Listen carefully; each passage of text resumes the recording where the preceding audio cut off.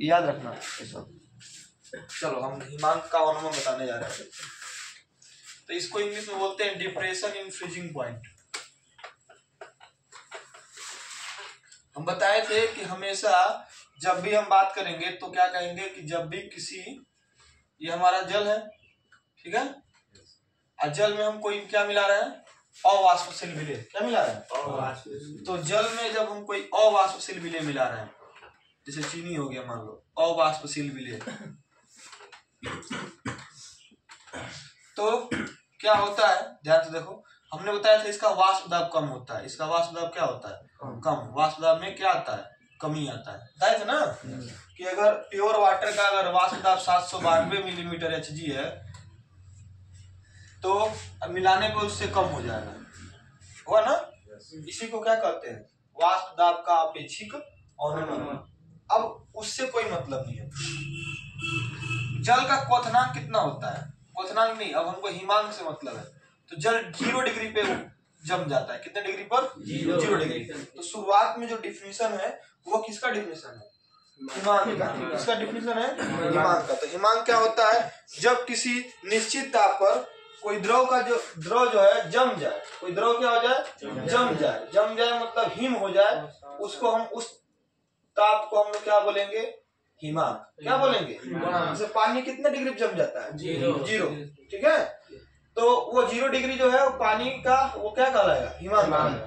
तो जैसे क्वथनांक का भी 2 डिफिनेशन बताए थे कि वह ताप जिस पर कोई द्रव उबलने लगे उसे क्या कहते हैं? क्वथनांक। उसी तरह वह ताप जिस पर कोई द्रव जो है जम जाए उसे क्या कहते हैं? हिमांक। लेकिन एक और बताए थे, क्वथनांक का डिफिनेशन एक और बताए थे, बताओ। हाँ, वह ताप जिस पर किसी द्रव का वाष्प दाब उसके वायुमंडलीय दाब के बराबर हो जाए उसे क्या कहते हैं? क्वथनांक कहते हैं। याद है ना? तो वैसा डिफिनेशन एक लिखे हो नीचे, वह ताप जिस पर किसी द्रव का वाष्प दाब और ठोस अवस्था का वाष्प दाब। इसमें वायुमंडलीय नहीं बोलना है। द्रव का नाम वाष्प दाब। हाँ, वही जो द्रव है जल, ठीक है, इसका वाष्प दाब, द्रव का क्या? वाष्प दाब। और ये जब जमेगा उसका वाष्प दाब यानी ठोस का वाष्प दाब बराबर हो जाए तो उसको हम लोग क्या बोलेंगे? हिमांक करते हैं। समझ में आया? तो ऐसा ताप जिस पर किसी द्रव का वाष्प दाब और ठोस, उसी से ठोस अवस्था का वाष्प दाब जब बराबर हो जाए तो क्या कहते हैं? उसे हिमांक कहते हैं। समझ में आया? क्वथनांक देखो ध्यान से, क्वथनांक क्या होता है? वह ताप, ठीक है, जिस पर किसी द्रव का वाष्प दाब, जिस पर किसी द्रव का वाष्प दाब वायुमंडलीय वाष्प दाब के बराबर हो जाए। उसमें वायुमंडल का लेना है, ठीक है, वायुमंडलीय वाष्प दाब के क्या हो जाए? बराबर हो जाए, उसे क्या कहते हैं? क्वथनांक। सेम उसी तरह से वह ताप जिस पर क्या बता रहे हैं? हिमांक बता रहे हैं ना? ये सेम रहेगा, द्रव का क्या रहेगा? वाष्प दाब। लेकिन अब कहना है कि उसके ठोस अवस्था के वाष्प दाब, उसके ठोस अवस्था के वाष्प दाब के बराबर हो जाए तो उसे क्या कहते हैं? हिमांक कहते हैं। ठीक है ना? तो हिमांक हमारा टॉपिक नहीं है। हमारा टॉपिक क्या है? हिमांक का अनुमान, यानी हिमांक में कमी हो रहा है। तो देखो, वाष्प दाब समझ गए हो, क्वथनांक समझ गए हो, अब जा रहे हैं बताने हिमांक का अनुमान। क्या बताने जा रहे हैं? हिमांक का अनुमान।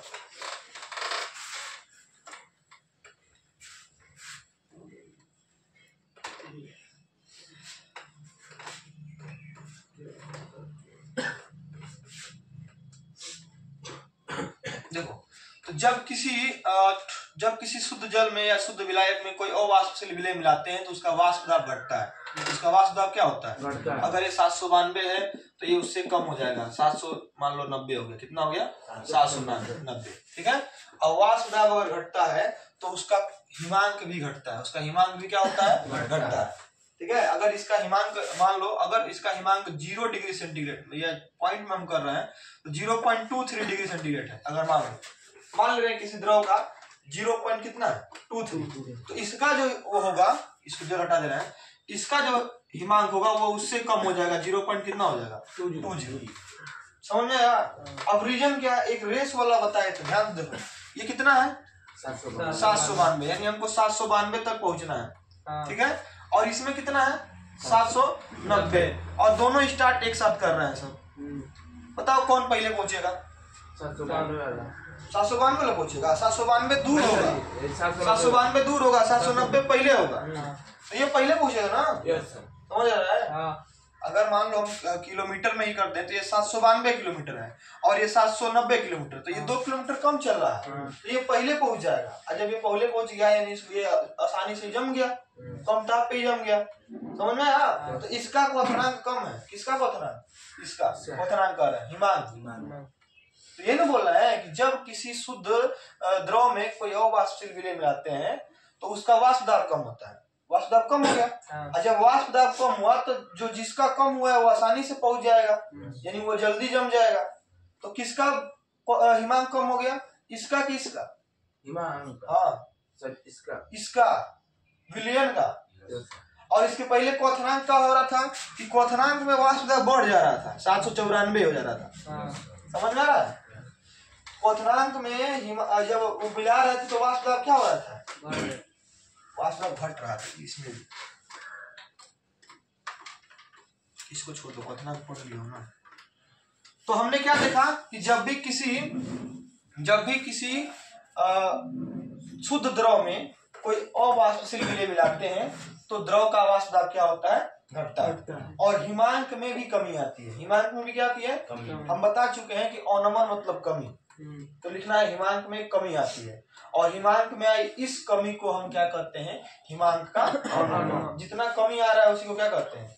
हिमांक का अनुमान। इसके पहले क्या लिखे थे कि जब किसी शुद्ध विलायक में कोई अवाष्पशील विलय मिलाते हैं तो उसके वाष्प दाब में कमी आती है, परंतु क्वथनांक में क्या होती है? वृद्धि होती है। और जितनी वृद्धि हो रही है उसको क्या कहते हैं? क्वथनांक का उन्नयन कहते हैं। समझ में आया? नाम से बना ली लोगे। अनुमान मतलब कमी, उन्नयन मतलब बढ़ोतरी। अब जितनी ये बढ़ोतरी हो रही है उसी को क्या कहते हैं? हिमांक का अनुमान। अब कैसे? तो कितना बढ़ा है कैसे बताओगे? बताओ कितना घटा हुआ है? 3। कैसे घटाओगे? इसमें से घटाओगे ना।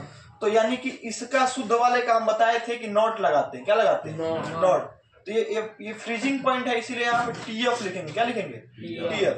और ये केवल इसे क्या लिखेंगे? TF। तो डेल्टा कैसे निकलेगा? परिवर्तन कैसे निकलेगा?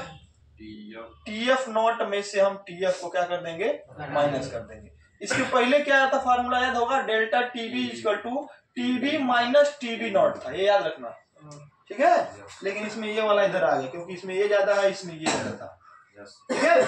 अब सेम उसके बाद से तनु विलयन के लिए जैसे उसका फार्मूला था, फार्मूला तो सेम ही है। तनु विलयन के लिए देखा गया कि जो डेल्टा TF है वो समानुपाती है मोललता के। ठीक है? तो इसको हटाने पर सेम उसमें KB आ रहा था ना, तो यहाँ पे आएगा KF। क्या आएगा? KF। उसको मोलल उन्नयन स्थिरांक कहते थे, इसको मोलल अवनमन स्थिरांक कहेंगे। ये क्या है? मोलल अवनमन स्थिरांक। ठीक है? अब यहाँ पर यम का मान रख दो मोललता का। Delta TF equal to KF। यम का मान कितना होता है? W1 इंटू 1000 अब बट्टा में W2 इंटू M1। ठीक है? ये फार्मूला है।